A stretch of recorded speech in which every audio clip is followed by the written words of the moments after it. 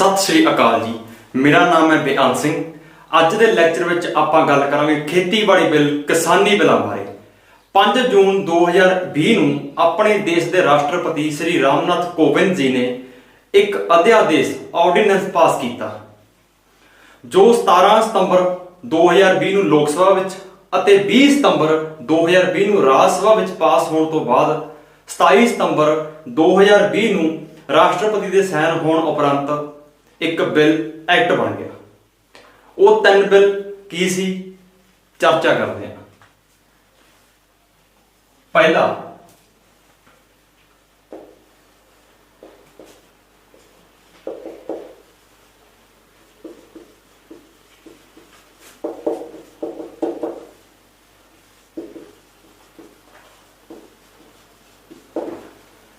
Essential commodities amendment. इथों एक चीज साबित होती है कि बिल हुण तैयार नहीं होया। इस बिल दे विच हुण ते अमेंडमेंट हुई आ। ये बिल दे विच हुण सोध हुई आ। ये बिल किते पहला दा बनिया होया। यह तैयार होया सी 1955 दे विच। कदों 1955 दे विच।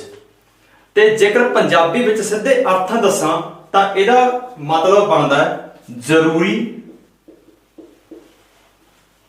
वस्तुआं दा भंडारण। जरूरी वस्तुआं दा भंडारण। ठीक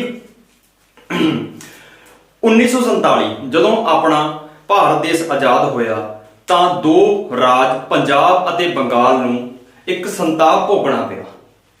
बहुत ज्यादा खून खराबा भी होया, भुखमरी फैली जिहदा असर सारे देश ते पिया। भुखमरी हद तो ज्यादा फैल चुकी सी।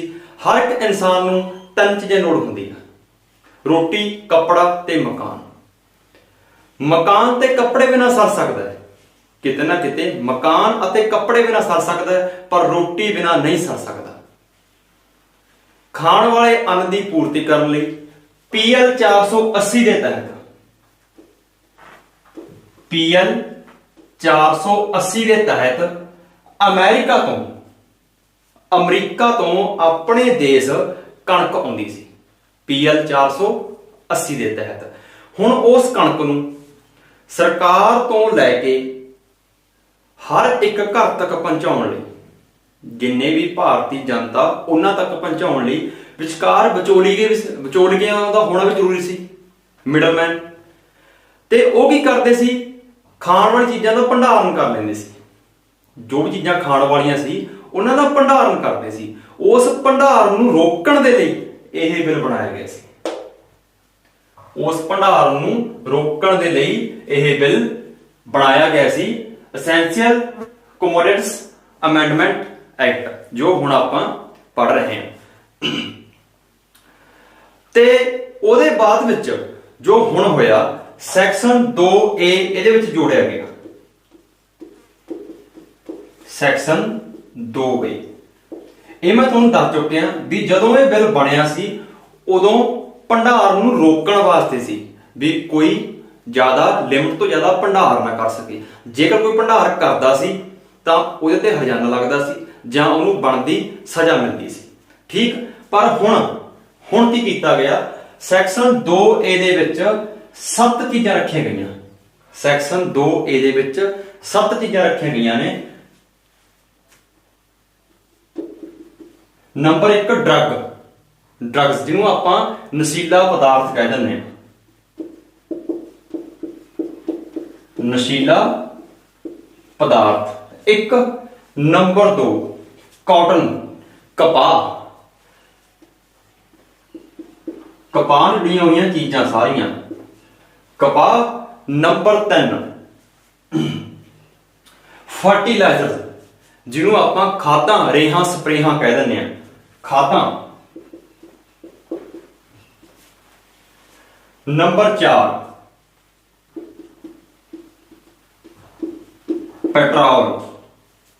Petrol. Number 5 petrol raw material. जदों पेट्रोल धरती निकलदा तां वह शुद्ध नहीं हुंदा, ਉਹਦੇ ਵਿੱਚ ਪੈਟਰੋਲ ਵੀ ਹੁੰਦਾ ਹੈ, ਡੀਜ਼ਲ ਵੀ ਹੁੰਦਾ ਹੈ, ਮਿੱਟੀ ਦਾ ਤੇਲ ਵੀ ਹੁੰਦਾ ਹੈ, ਗਰੀਸ ਵੀ ਹੁੰਦਾ, ਮੁਗਲੈਲ ਵੀ ਹੁੰਦਾ, ਸਭ ਕੁਝ ਮਿਕਸ ਆਉਂਦਾ। ਉਹ ਪੈਟਰੋਲ ਕੱਚਾ ਪਦਾਰਥ, ਪੈਟਰੋਲ ਦਾ ਹੀ ਜਿਹੜਾ ਕੱਚਾ ਪਦਾਰਥ। ਠੀਕ, 1 2 3 4 ਤੇ 1 5। ਇੱਕ ਖੇਤੀ ਹੁੰਦੀ ਆ ਆਪਣੇ ਦੇਸ਼ ਦੇ ਵਿੱਚ ਜੂਟ। ਆਪਣੇ ਦੇਸ਼ ਦੇ ਵਿੱਚ ਇੱਕ ਖੇਤੀ ਹੁੰਦੀ ਆ, ਉਹਨੂੰ ਕਹਿੰਦੇ ਆ ਜੂਟ, ਜੂਟ ਦੀ ਫਸਲ। ਠੀਕ, ਕੀ ਕਹਿੰਦੇ ਆ? ਜੂਟ। ਤੁਸੀਂ ਵੇਖਿਆ ਹੋਣਾ ਬੋਰੀਆਂ, ਸੇਬੇ, ਉਹ ਜੂਟ ਦੇ ਬਣੇ ਹੁੰਦੇ ਆ। ਉਹਨੂੰ ਵੀ ਸਰਕਾਰ ਨੇ ਸੈਕਸ਼ਨ 2A ਦੇ ਵਿੱਚ ਰੱਖਿਆ। ਤੇ ਇੱਕ ਰੱਖਿਆ ਇਹਨਾਂ ਨੇ ਆਇਲ ਸੀਡਸ। ਆਇਲ ਸੀਡ ਜੋ ਤੇਲ ਵਾਲੇ ਬੀਜ ਹੁੰਦੇ ਆ, ਜਿਵੇਂ ਸਰੋਂ ਦਾ ਤੇਲ ਬੀਜ ਚੋਂ ਨਿਕਲਦਾ, ਸੂਰਜਮੁਖੀ, ਆਇਲ ਸੀਡ, ਤੇਲ ਵਾਲੇ ਬੀਜ।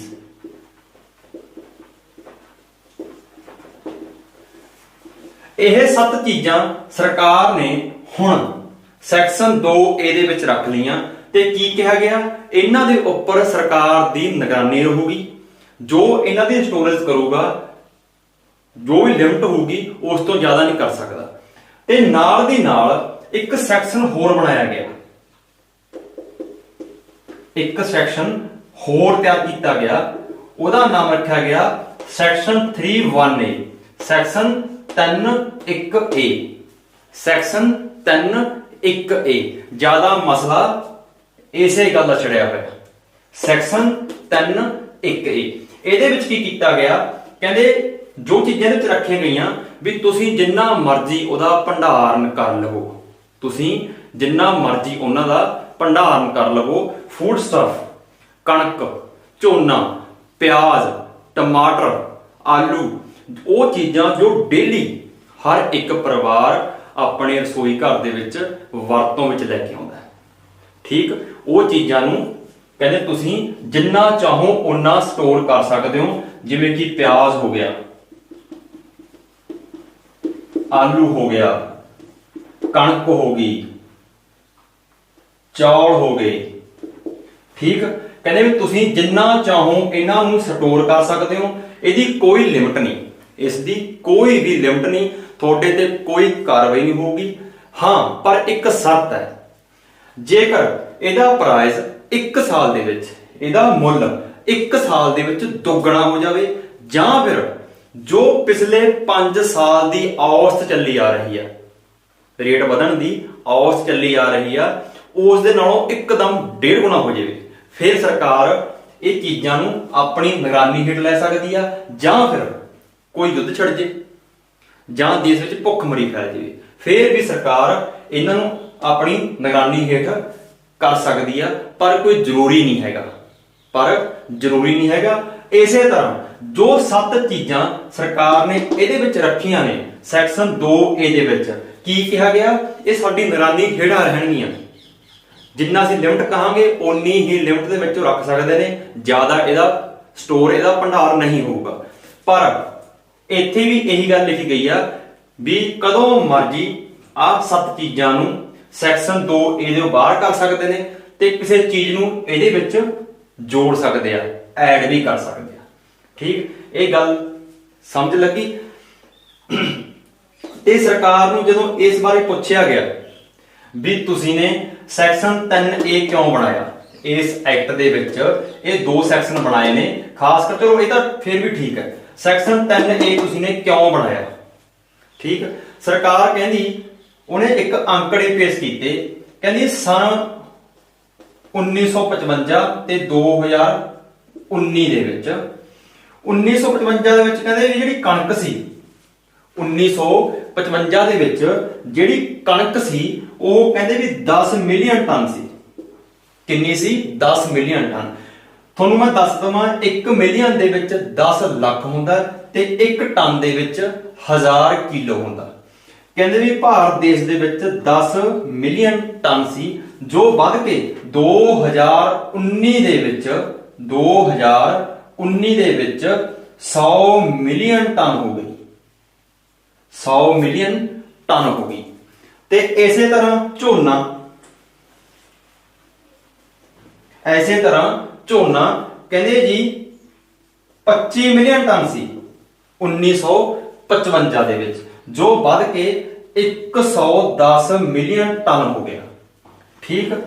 ਤੇ ਇਸੇ ਤਰ੍ਹਾਂ ਦਾਲਾਂ ਜੋ 1955 ਦੇ ਵਿੱਚ ਕਹਿੰਦੇ ਵੀ 10 ਮਿਲੀਅਨ ਟਨ ਸੀ, ਉਹ ਵੱਧ ਕੇ 2019 ਦੇ ਵਿੱਚ ਉਹਨਾਂ ਦਾ ਉਤਪਾਦਨ ਪ੍ਰੋਡਕਸ਼ਨ 25 ਮਿਲੀਅਨ ਟਨ ਹੋ ਗਈ। ਕਹਿੰਦੇ ਸਾਡੇ ਕੋਲ, ਸਰਕਾਰ ਆਖਦੀ ਹੈ ਵੀ ਸਾਡੇ ਭਾਰਤ ਦੇਸ਼ ਕੋਲ ਹੁਣ ਅੰਨ ਦੀ ਘਾਟ ਨਹੀਂ, ਅੰਨ ਦੀ ਪੂਰਤੀ ਹੋ ਚੁੱਕੀ ਆ, ਅੰਨ ਗੋਦਾਮਾਂ ਦੇ ਵਿੱਚ ਸੜ ਰਿਹਾ ਹੈ ਅਨਾਜ।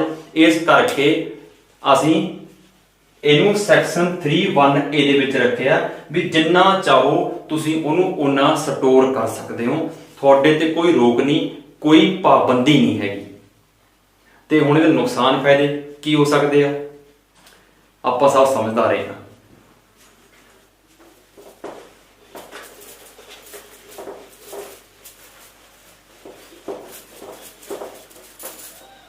ਇਹ ਸੀ ਪਹਿਲਾ ਬਿੱਲ। ਇਹਦੇ ਵਿੱਚ ਐਗਜ਼ਾਮੀਨਰ ਖਾਸ ਕਰਕੇ ਦੋ ਚੀਜ਼ਾਂ ਪੁੱਛ ਸਕਦਾ। ਸੈਕਸ਼ਨ 2A ਉਹਦੇ ਵਿੱਚ ਕੀ ਕੁਝ ਰੱਖਿਆ ਗਿਆ ਜਾਂ ਉਹਦੀ ਖਾਸੀਅਤ ਕੀ ਆ, ਸੈਕਸ਼ਨ 3(1)A ਸੈਕਸ਼ਨ 2A ਪੁੱਛ ਸਕਦਾ, ਜਾਂ ਸੈਕਸ਼ਨ 3(1)A ਪੁੱਛ ਸਕਦਾ, ਜਾਂ ਪੁੱਛੂਗਾ ਕਿ ਇਹ ਬਿੱਲ ਹੁਣ ਤਿਆਰ ਹੋਇਆ ਜਾਂ ਇਹਦੇ ਵਿੱਚ ਅਮੈਂਡਮੈਂਟ ਹੋਈ ਆ। ਇਸ ਬਿੱਲ ਦੇ ਵਿੱਚ ਅਮੈਂਡਮੈਂਟ ਹੋਈ ਆ, ਇਹ ਬਿੱਲ ਤੇ ਬਣਿਆ ਸੀ 1955 ਦੇ ਵਿੱਚ। ਹੁਣ ਪੜ੍ਹਦੇ ਆਪਾਂ ਦੂਜਾ bill. The farm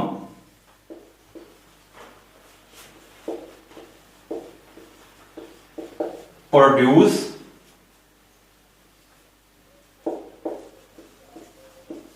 trade and commerce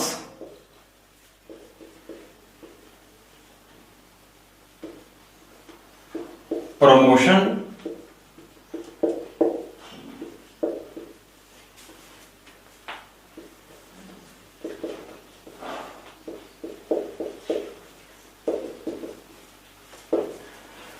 The farm produce trade and commerce promotion and facilitation। ਠੀਕ। ਜੇ ਪੰਜਾਬੀ ਵਿੱਚ ਆਖਾਂ ਤਾਂ ਇਹਦਾ ਅਰਥ ਬਣਦਾ ਵਪਾਰ ਅਤੇ ਵਣਜ। ਕੀ ਮਤਲਬ ਬਣੂਗਾ ਇਹਦਾ? ਵਪਾਰ ਅਤੇ ਵਣਜ। ਅਰਥ ਹੈ ਕਿ ਕਿਸਾਨ ਆਪਣੇ ਖੇਤ ਵਿੱਚ ਫਸਲ ਬੀਜੂਗਾ, ਉਹਨੂੰ ਉਗਾਊਗਾ ਤੇ ਉਹਦਾ ਵਪਾਰ ਵੀ ਖੁਦ ਆਪ ਹੀ ਕਰੂਗਾ। ਜਿੱਥੇ ਚਾਹੇ ਸਾਰੇ ਭਾਰਤ ਦੇ ਵਿੱਚ ਉਹ ਆਪਣੀ ਫਸਲ ਜਾ ਕੇ ਵੇਚ ਸਕਦਾ ਹੈ, ਉਹਦੀ ਸੇਲ ਕਰ ਸਕਦਾ ਹੈ। ਇਸ ਬਿੱਲ ਦੇ ਤਹਿਤ ਸਭ ਤੋਂ ਵੱਡੀ ਗੱਲ ਸਰਕਾਰ ਦੀ ਇਹ ਆਖੀ ਗਈ ਹੈ। ਹੁਣ ਐਗਜ਼ਾਮੀਨਰ ਪੁੱਛ ਸਕਦਾ ਹੈ ਵੀ ਕਿਸ ਐਕਟ ਦੇ ਵਿੱਚ, ਕਿਹੜੇ ਬਿੱਲ ਦੇ ਵਿੱਚ ਗੱਲ ਹੋਈ ਆ ਕਿ ਕਿਸਾਨ ਆਪਣੀ ਫਸਲ ਸਾਰੇ ਭਾਰਤ ਵਿੱਚ ਜਾ ਕੇ ਕਿਤੇ ਵੀ ਵੇਚੇ। ਕਿਹੜੇ ਐਕਟ ਦੇ ਵਿੱਚ, ਬਿੱਲ ਦੇ ਵਿੱਚ ਗੱਲ ਹੋਈ ਆ? ਉਹ ਬਿੱਲ ਨੰਬਰ 2 ਆ, the farm produce trade and commerce promotion and facilitation. ਠੀਕ। ਹੁਣ ਕੁਝ ਅੰਕੜੇ ਨੇ ਉਹ ਕੁਝ ਹੋਰ ਹੀ ਦਰਸਾਉਂਦੇ ਨੇ। ਵੇਖੋ, ਇੱਕ ਪਾਸੇ ਮੈਂ ਲਿਖ ਰਿਹਾ ਏਕੜ ਕਿਲੇ ਤੇ ਦੂਜੇ ਪਾਸੇ ਲਿਖ ਰਿਹਾ ਮੈਂ ਮਾਲਿਕ ਕਿਸਾਨ ਨੇ ਜੋ ਪਰਸੈਂਟ ਦੇ ਵਿੱਚ ਵੀ 1 ਏਕੜ ਦੀ 2 ਏਕੜ 3 4 ਲਈ ਕਿੰਨੇ ਪਰਸੈਂਟ ਮਾਲਿਕ ਕਿਸਾਨ ਹੈਗੇ ਆ। ਸਾਰੇ ਭਾਰਤ ਦਾ ਅੰਕੜਾ ਇਹ 1 ਏਕੜ ਤੋਂ ਘੱਟ 1 ਏਕੜ ਤੋਂ ਘੱਟ ਭਾਰਤ ਦੇਸ਼ ਦੇ ਵਿੱਚ 67% ਕਿਸਾਨ ਨੇ ਜਿਨ੍ਹਾਂ ਕੋਲ 1 ਏਕੜ ਤੋਂ ਘੱਟ ਜ਼ਮੀਨ ਹੈ। ਜਿਨ੍ਹਾਂ ਕੋਲ 1 ਏਕੜ ਤੋਂ ਘੱਟ ਜ਼ਮੀਨ ਹੈ ਉਹ 67% ਕਿਸਾਨ ਨੇ। ਤੇ 1 ਏਕੜ ਤੋਂ ਲੈ ਕੇ 2 ਏਕੜ ਤੱਕ 1 ਏਕੜ ਤੋਂ ਲੈ ਕੇ 2 ਏਕੜ ਤੱਕ ਭਾਰਤ ਦੇਸ਼ ਦੇ ਵਿੱਚ 18% ਕਿਸਾਨ ਨੇ। 1 ਤੋਂ ਘੱਟ 67, 1 ਤੋਂ 2 18%, 2 ਤੋਂ 4 ਏਕੜ ਤੱਕ ਦੀ ਜ਼ਮੀਨ ਦੇ ਮਾਲਿਕ 2 ਤੋਂ 4 ਏਕੜ ਤੱਕ ਦੀ ਜ਼ਮੀਨ ਦੇ ਮਾਲਿਕ 10% ਕਿਸਾਨ ਨੇ। 10%। 4 ਤੋਂ 10 ਏਕੜ 4 ਤੋਂ 10 ਏਕੜ ਦੀ ਜ਼ਮੀਨ ਦੇ ਮਾਲਿਕ ਭਾਰਤ ਦੇਸ਼ ਦੇ ਵਿੱਚ 4.25% ਕਿਸਾਨ ਨੇ। 4.25%, ਠੀਕ। ਤੇ 10 ਏਕੜ ਤੋਂ ਜ਼ਿਆਦਾ 10 ਤੋਂ ਜ਼ਿਆਦਾ ਜਿਨ੍ਹਾਂ ਕੋਲ ਜ਼ਮੀਨ 10 ਏਕੜ ਤੋਂ ਜ਼ਿਆਦਾ ਹੈ ਉਹ 0.72% ਕਿਸਾਨ ਨੇ। 0.72%। ਹੁਣ ਭਾਰਤ ਸਰਕਾਰ ਦਾ ਇਹ ਦਾਅਵਾ ਕਿ ਕਿਸਾਨ ਆਪਣੀ ਫਸਲ ਪੈਦਾ ਕਰੇ, ਆਪ ਉਗਾਵੇ, ਆਪ ਹੀ ਉਹਦਾ ਵਪਾਰ ਅਤੇ ਵਣਜ ਆਪਣੇ ਆਪ ਉਹਦਾ ਉਤਪਾਦਨ ਕਰੂਗਾ, ਠੀਕ। ਪ੍ਰੋਡਕਸ਼ਨ ਵੀ ਕਰੂਗਾ ਤੇ ਉਹਦੀ ਸੇਲ ਵੀ ਕਰੂਗਾ, ਉਹਨੂੰ ਉਗਾਊਗਾ ਵੀ ਤੇ ਜਿੱਥੇ ਚਾਹੇ ਉਹਨੂੰ ਉਹ ਵੇਚੂਗਾ ਸਾਰੇ ਭਾਰਤ ਦੇ ਵਿੱਚ। ਅੰਕੜੇ ਕੁਝ ਹੋਰ ਦਰਸਾ ਰਹੇ ਨੇ। ਜੇਕਰ ਆਪਾਂ 1 ਏਕੜ ਤੋਂ ਲੈ ਕੇ 2 ਏਕੜ ਤੱਕ ਦੀ ਗੱਲ ਕਰੀਏ ਵੀ ਜ਼ਿਆਦਾ ਤੋਂ ਜ਼ਿਆਦਾ ਵੱਧੋ ਵੱਧ 2 ਕਿੱਲੇ ਵਾਲੇ ਕਿਸਾਨ ਆਪਾਂ ਦੇਖੀਏ ਤਾਂ ਕਿੰਨੇ ਬਣਦੇ ਆ? 67 18 85%। ਆਪਣੇ ਭਾਰਤ ਦੇਸ਼ ਦੇ ਵਿੱਚ ਵੱਧ ਤੋਂ ਵੱਧ 2 ਕਿੱਲੇ ਜ਼ਮੀਨ ਦੇ ਮਾਲਿਕ 85% ਕਿਸਾਨ ਨੇ। ਹੁਣ ਸੋਚਣ ਦੀ ਗੱਲ ਇਹ ਬਣਦੀ ਆ ਕਿ ਜਿਸ ਕਿਸਾਨ ਕੋਲ 2 ਏਕੜ ਜ਼ਮੀਨ ਹੈ, ਜਿਸ ਕਿਸਾਨ ਦੇ ਕੋਲ 2 ਏਕੜ ਜ਼ਮੀਨ ਹੈ, ਉਹ ਆਪਣੀ ਫਸਲ ਜੋ 10 12 15 20 ਬੋਰੀਆਂ ਹੋਣਗੀਆਂ, ਕਿ ਉਹ ਪੰਜਾਬ ਤੋਂ ਚੱਕ ਕੇ ਤਾਮਿਲਨਾਡੂ ਜਾਊਗਾ ਜਾਂ MP ਜਾਊਗਾ ਜਾਂ ਮਹਾਰਾਸ਼ਟਰ ਜਾਊਗਾ? ਅਸਲ ਤੇ ਕੁਝ ਬਚਣਾ ਨਹੀਂ। ਜੋ ਪੈਦਾਵਾਰ ਹੁੰਦੀ ਆ, ਅੱਜ ਭਾਰਤ ਦੇ ਦਾ ਕਿਸਾਨ ਬਹੁਤ ਜ਼ਿਆਦਾ ਕਰਜ਼ੇ 'ਚ ਡੁੱਬਿਆ ਹੋਇਆ, ਬਹੁਤ ਜ਼ਿਆਦਾ ਕਰਜ਼ਾਈ ਆ, ਕਿਉਂਕਿ ਖਰਚਾ ਜ਼ਿਆਦਾ ਆ ਤੇ ਆਮਦਨ ਘੱਟ ਹੈ। ਅਸਲ ਤੇ ਕੁਝ ਬਚਣਾ ਨਹੀਂ, ਪਹਿਲੇ ਨਹੀਂ ਬਚਦਾ। ਜੇ 2-4 ਰੁਪਏ ਦੀ ਆਮਦਨ ਹੁੰਦੀ ਵੀ ਹੋਣੀ, ਮੰਨ ਲਓ 2-4 ਰੁਪਏ ਦੀ ਆਮਦਨ ਹੁੰਦੀ ਵੀ ਹੋਣੀ, ਤਾਂ ਉਹ ਤੇਲ ਭਾੜਾ ਕਿਰਾਏ ਵਗੈਰਾ ਵਿੱਚ ਹੀ ਉਹਨੂੰ ਖਰਚ ਕਰ ਦੂਗਾ। ਕਿਉਂ? ਇਹ ਕਹਿੰਦੇ ਵੀ ਤੁਸੀਂ ਕਿਤੇ ਮਰਜ਼ੀ ਵੇਚੋ। ਹੁਣ ਕਈ ਵਾਰ ਦਿਮਾਗ 'ਚ ਖਿਆਲ ਆਉਂਦਾ ਹੈ ਵੀ ਕਿਤੇ ਕਿਉਂ ਵੇਚੀਏ, ਜਦੋਂ APMC ਬਣੀਆਂ ਹੋਈਆਂ ਨੇ, ਜਦੋਂ APMC ਬਣੀਆਂ ਹੋਈਆਂ ਨੇ।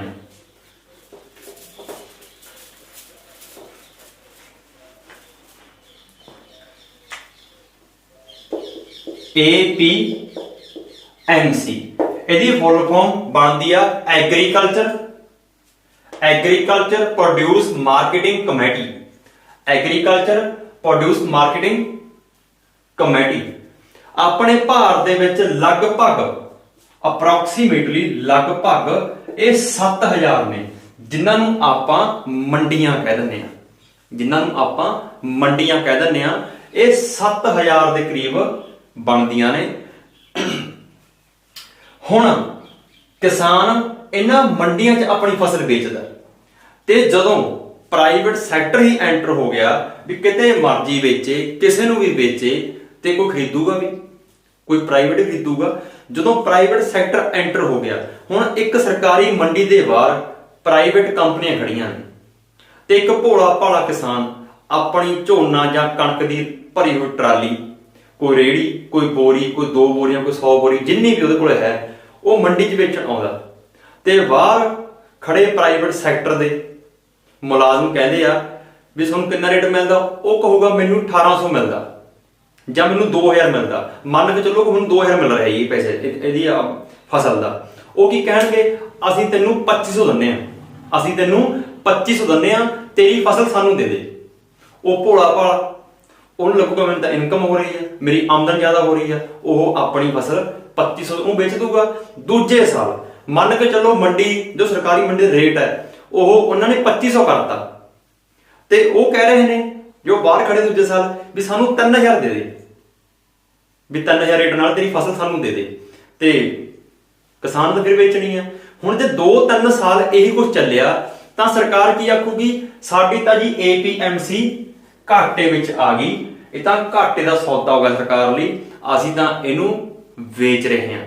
ਜਿਵੇਂ ਆਪਣੇ ਰੇਲਵੇ ਪ੍ਰਾਈਵੇਟ ਹੋ ਗਈ, ਆਪਣੀ 에ਅਰ ਇੰਡੀਆ ਪ੍ਰਾਈਵੇਟ ਹੋ ਗਈ। ਇਸੇ ਤਰ੍ਹਾਂ ਕੀ ਕਹਿਣਗੇ? ਅਸੀਂ ਤਾਂ ਜੀ ਇਹ ਸਰਕਾਰੀ ਸੰਸਥਾ ਜੋ APMC ਆ, ਅਸੀਂ ਇਹਨੂੰ ਵੇਚ ਰਹੇ ਹਾਂ, ਸਾਨੂੰ ਤਾਂ ਇਹ ਘਾਟੇ 'ਚ ਹੈ। ਜਦੋਂ ਇਹ ਵਿਕ ਗਈ, ਜਦੋਂ ਇਹ ਪ੍ਰਾਈਵੇਟ ਹੱਥਾਂ 'ਚ ਚਲੀ ਗਈ, ਫਿਰ ਜੋ 3000 3500 4000 ਮਿਲ ਰਿਹਾ, ਇਹ ਨਹੀਂ ਪਤਾ 400 ਵੀ ਨਾ।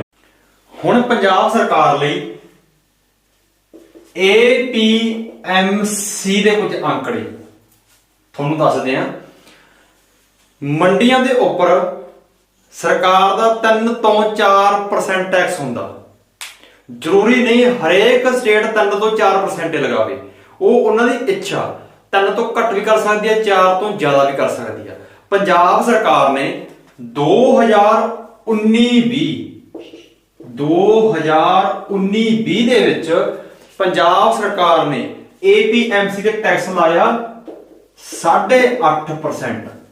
8.5% ਟੈਕਸ ਲਾਇਆ, ਜਿਹਦੇ ਵਿੱਚੋਂ 2.5% 2.5% ਟੈਕਸ ਗਿਆ ਆੜਤੀਆਂ ਦੇ ਕੋਲੇ।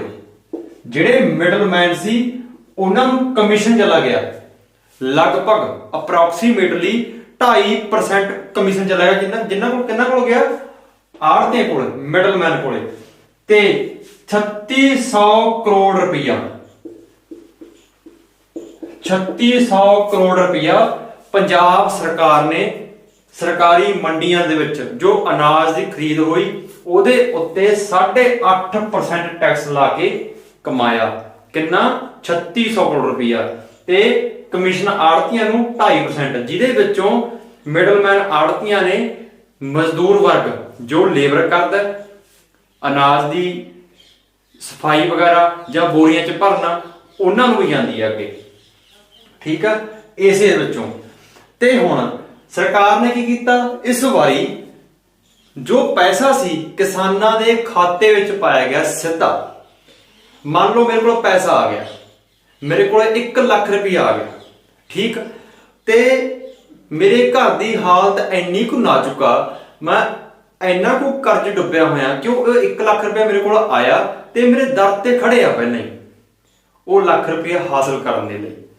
ਤੇ ਮੰਨ ਕੇ ਚੱਲੋ ਜੇ ਮੇਰੀ ਕੋਈ ਮਜਬੂਰੀ ਆ, ਕਹਿ ਲਓ ਮੈਂ 1 ਲੱਖ ਰੁਪਇਆ ਆਉਣ ਸਾਰ ਹੀ ਮੈਂ ਉਹ ਕਿਸੇ ਨੂੰ ਦੇ ਦਿੱਤਾ ਕਿਉਂਕਿ ਮੈਂ ਕਰਜ਼ਾ ਦੇਣਾ ਸੀ। ਹੁਣ ਸਰਕਾਰ ਕਹਿੰਦੀ ਵੀ ਉਸੇ ਜੋ ਇਨਕਮ ਆਊਗੀ, ਜਿੰਨੀ ਇਨਕਮ ਹੋਊਗੀ ਉਹ ਅਸੀਂ ਕਿਸਾਨ ਦੇ ਖਾਤੇ 'ਚ ਪਾਵਾਂਗੇ ਤੇ ਕਿਸਾਨ ਹੀ ਮਿਡਲਮੈਨ ਆੜਤੀਆਂ ਨੂੰ ਜੋ ਬਣੂਗਾ ਕਮਿਸ਼ਨ ਉਹ ਦਊਗਾ ਤੇ ਉਹਦੇ ਵਿੱਚੋਂ ਮਜ਼ਦੂਰਾਂ ਨੂੰ। ਹੁਣ ਕੋਈ ਕਿਸਾਨ ਮੰਨ ਕੇ ਚੱਲੋ 100 ਦੇ ਵਿੱਚੋਂ 1-2 ਕਿਸਾਨ ਜੇਕਰ ਇਹਨਾਂ ਨੂੰ ਪੈਸੇ ਨਾ ਦੇ ਸਕੇ ਤਾਂ ਸਮਾਜ ਦੇ ਵਿੱਚ ਪਹਿਲੀ ਗੱਲ ਤੇ ਫੁੱਟ ਪੈਣੀ ਹੈ।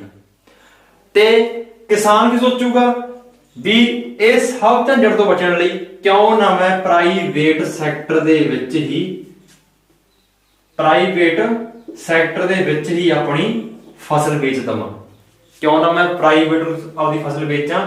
ਪ੍ਰਾਈਵੇਟ ਨਾਲ ਕੋਈ ਕਮਿਸ਼ਨ ਨਹੀਂ, ਕੁਝ ਨਹੀਂ, ਸਿੱਧੀ ਫਸਲ ਜਾਊਗੀ ਤੇ ਲੇਬਰ ਵੀ, ਮਜ਼ਦੂਰ ਵਰਗ ਵੀ ਉਹਨਾਂ ਦਾ ਹੀ ਹੋਊਗਾ। ਠੀਕ, ਤੇ ਨੁਕਸਾਨ ਫੇਰ APMC ਨੂੰ। ਕੀ ਕਹਿਣਗੇ ਵੀ ਸਾਡੀ ਤਾਂ ਜੀ APMC ਸਰਕਾਰ ਵੱਲੋਂ ਬਿਆਨ ਆਉਣਾ, ਸਾਡੀ ਤਾਂ ਜੀ APMC ਘਾਟੇ 'ਚ, ਅਸੀਂ ਨਹੀਂ ਕਰ ਸਕਦੇ, ਅਸੀਂ ਤਾਂ ਇਹਨੂੰ ਸੇਲ ਕਰ ਰਹੇ ਹਾਂ, ਇਹ ਤਾਂ ਘਾਟੇ 'ਚ, ਅਸੀਂ ਨਹੀਂ ਰੱਖ ਸਕਦੇ ਡਿਪਾਰਟਮੈਂਟ ਨੂੰ। ਜਿਵੇਂ ਤੁਹਾਨੂੰ ਪਹਿਲਾਂ ਦੱਸਿਆ, ਰੇਲ, 에ਅਰਲਾਈਨ ਵਗੈਰਾ। ਠੀਕ, ਇਹ ਸੀ ਦੂਜਾ ਬਿੱਲ। ਹੁਣ ਗੱਲ ਕਰਦੇ ਆਪਾਂ ਤੀਜੇ bill the.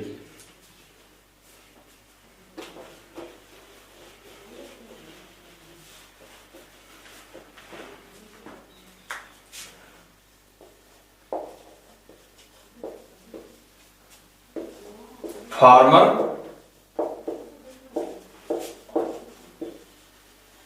Empowerment and Protection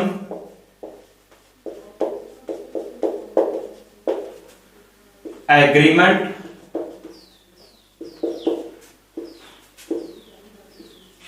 on price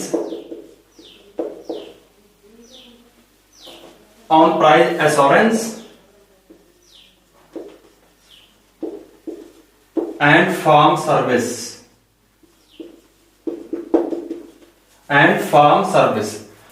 ਇਹ ਬਿੱਲ ਦੇ ਵਿੱਚ ਆਪਣੇ ਲਈ ਕੋਈ ਬਹੁਤਾ ਖਾਸ ਨਹੀਂ ਹੈਗਾ ਵੀ ਕੁਝ ਜ਼ਿਆਦਾ ਜਾਣਨ ਦੀ ਜ਼ਰੂਰਤ ਆ। ਬਸ ਇੱਕ ਸ਼ਬਦ ਧਿਆਨ ਰੱਖਿਓ, ਲਿਖਿਆ ਹੋਇਆ ਇੰਗਲਿਸ਼ ਦਾ ਐਗਰੀਮੈਂਟ। ਕੰਟਰੈਕਟਿੰਗ ਫਾਰਮਿੰਗ, ਕੰਟਰੈਕਟ ਤੁਹਾਡੇ ਨਾਲ ਕਿਸਾਨਾਂ ਨਾਲ ਇੱਕ ਐਗਰੀਮੈਂਟ ਸਾਈਨ ਹੋਊਗਾ। ਇੱਕ ਕੰਟਰੈਕਟ ਸਾਈਨ ਹੋਊਗਾ, ਜਾਂ ਕਹਿ ਲਓ ਪੰਜਾਬੀ ਦੇ ਵਿੱਚ ਸਮਝੌਤਾ ਕਰ ਲੈਣਾ। ਸਮਝੌਤਾ ਕਰ ਲੈਣਾ। ਪ੍ਰਾਈਵੇਟ ਸੈਕਟਰ, ਪ੍ਰਾਈਵੇਟ ਕੰਪਨੀਆਂ ਕੀ ਕਹਿਣਗੀਆਂ ਵੀ ਅਸੀਂ ਤੁਹਾਨੂੰ 1 ਕਿੱਲੇ ਦਾ 1 ਏਕੜ ਦਾ ਮੰਨ ਕੇ ਚੱਲੋ 5 ਲੱਖ ਰੁਪਇਆ ਦੇ ਰਹੇ ਹਾਂ 1 ਏਕੜ ਦਾ, ਜਾਂ ਕਹਿ ਲਓ 50 ਲੱਖ ਦੇ ਰਹੇ ਹਾਂ 1 ਏਕੜ ਦਾ। ਠੀਕ ਆ ਨਾ। ਹੁਣ ਜਿਹਦੇ ਕੋਲੇ 5 ਏਕੜ ਆ ਉਹਦੇ ਕੋਲੇ ਸਿੱਧਾ 2.5 ਕਰੋੜ ਦੇ ਪਹੁੰਚ ਗਿਆ, ਤੇ ਕਿਸਾਨ ਨੂੰ ਕੀ ਕਿਹਾ ਜਾਊਗਾ ਵੀ ਇਹ 5 ਏਕੜ 99 ਸਾਲ ਲਈ ਅਸੀਂ ਲੀਜ਼ ਤੇ ਲੈ ਰਹੇ ਹਾਂ। ਤੇ ਜਿਹਨੇ ਜ਼ਮੀਨ ਲੀਜ਼ ਤੇ ਲਈ ਸਮਝੌਤਾ ਕੰਟਰੈਕਟ ਸਾਈਨ ਹੋ ਗਿਆ, ਮੰਨ ਕੇ ਚੱਲੋ ਉਹ 99 ਸਾਲ ਲਈ ਜ਼ਮੀਨ ਉਸ ਬੰਦੇ ਦੀ ਹੋਗੀ। ਠੀਕ ਹੈ। ਕਿਸਾਨ ਆਪਣੀ ਜ਼ਮੀਨ ਦੇ ਉੱਤੇ ਜਦੋਂ ਕੰਟਰੈਕਟ ਹੀ ਸਾਈਨ ਹੋ ਗਿਆ, ਪ੍ਰਾਈਵੇਟ ਸੈਕਟਰ ਦੀ ਮਰਜ਼ੀ ਤੋਂ ਬਿਨਾ ਵੱਟ ਤੇ ਪੈਰ ਰੱਖ ਨਹੀਂ ਸਕਦਾ, ਵੱਟ ਤੇ ਪੈਰ ਵੀ ਨਹੀਂ ਰੱਖ ਸਕਦਾ ਪ੍ਰਾਈਵੇਟ ਸੈਕਟਰ ਦੀ ਮਰਜ਼ੀ ਤੋਂ ਬਿਨਾ। ਠੀਕ ਹੈ। 99 ਸਾਲ ਲਈ, 299 ਲਈ, 999 ਲਈ, ਉਹ ਜਿੰਨਾ ਅਗਲਾ ਕਰਨਾ ਚਾਹੁੰਦਾ ਸਾਈਨ। ਠੀਕ। ਹੁਣ ਇਹਦੇ ਵਿੱਚ ਕੀ ਹੋਊਗਾ, 99 ਸਾਲ ਲਈ ਮੰਨ ਲਓ ਐਗਰੀਮੈਂਟ ਸਾਈਨ ਹੋ ਗਿਆ, ਜ਼ਮੀਨ ਲੀਜ਼ ਤੇ ਲੈ ਲਈ। ਮੰਨ ਲਓ ਮੈਂ ਜ਼ਮੀਨ ਲੀਜ਼ ਤੇ ਦੇ ਦਿੱਤੀ, ਤੇ ਕੀ 99 ਸਾਲ ਤੱਕ ਮੈਂ ਜਿੰਦਾ ਰਹੂੰਗਾ? ਨਾ। ਕੀ ਮੇਰੇ ਆਉਣ ਵਾਲੇ ਜੋ ਗਾਹਾਂ ਪੀੜ੍ਹੀਆਂ ਹੋਣਗੀਆਂ, ਵੰਸ਼ ਹੋਊਗਾ, ਕਿ ਉਹਨਾਂ ਨੂੰ ਖੇਤੀ ਨਾਲ ਜੁੜੇ ਰਹਿਣਗੇ ਉਹ? ਨਹੀਂ।